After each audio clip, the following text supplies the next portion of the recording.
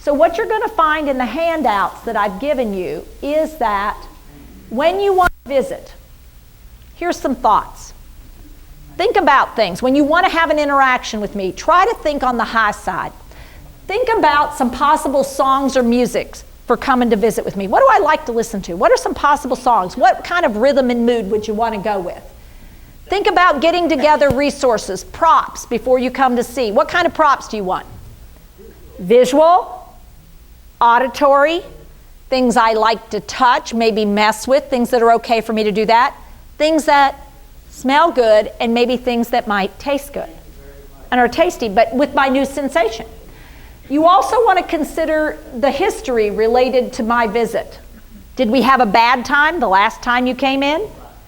If that's the case, you got to be careful how you come in this time. You don't want to come in, hey, are you over being mad? Because you just reminded them they were.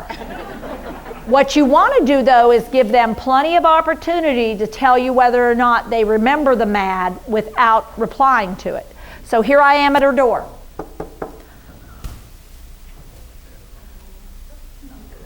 Hey, how are you? You look fantastic. Wow. Is that a beautiful necklace or what? You're welcome. You look fantastic. Listen, come with me. I want to show you something. Guess what? She didn't remember the last event because I made this one so special. And the way I made it special is I offered a big intro from more than about at 6 feet away, because that's public space and I'm about to enter personal space. And I show her I am so excited to be here with a big visual cue. If she responds positively, I come on in and I get down to the side and I say, wow, don't you look fantastic? Now what I am not saying is, oh, but you reek of urine. And you know what? That is the same outfit I put you in 2 days ago. And your hair from the back looks like shit because all you do is brush the front, you don't brush the back, and you have a rat's nest back there. And those are not your shoes. Where did you get those shoes? Those are not your shoes. And oh, by the way, you've got drool in the corner of your mouth. I mean, this is where you've got to let that go and first get connected, figure out how this is going to go, and then once I get her up and going, come on with me, come on, you go up here with me. I might be able to say, oh, all right, there, go ahead, you got it? Mm-hmm, good, over here, try that. There you go, perfect. Ooh, you know what? Here, trade me.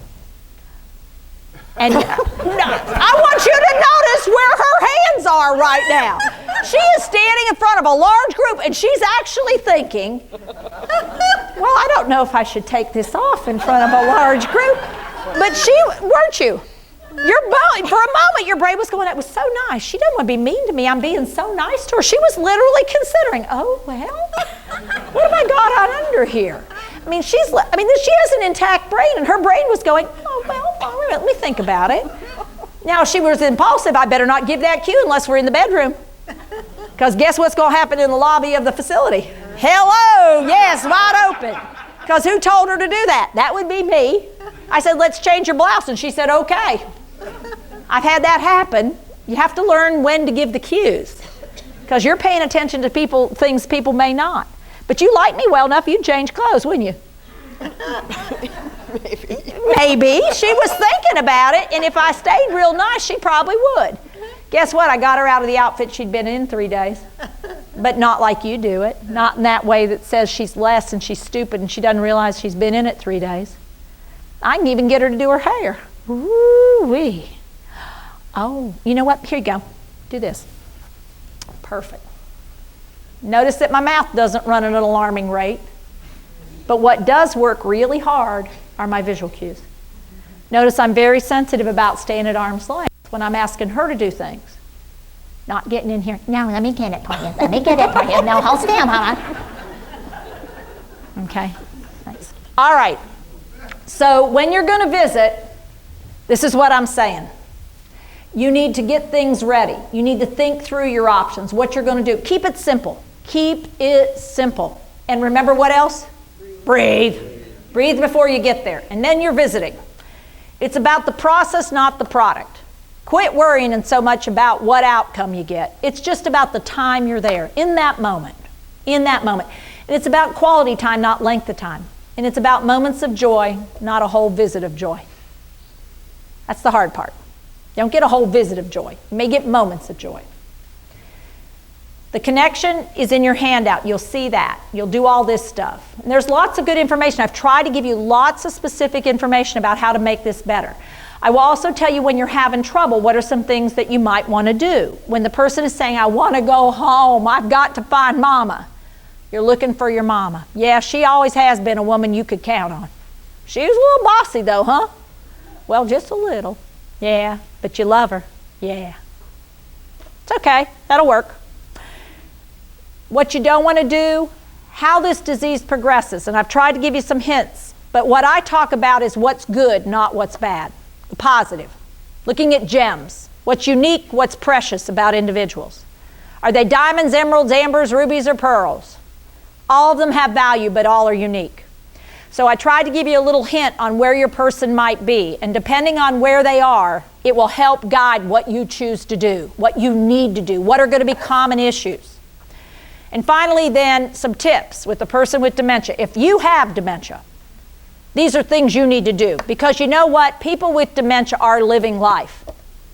And early in the disease, they can still follow some things. Later in the disease, they will not be able to follow some things.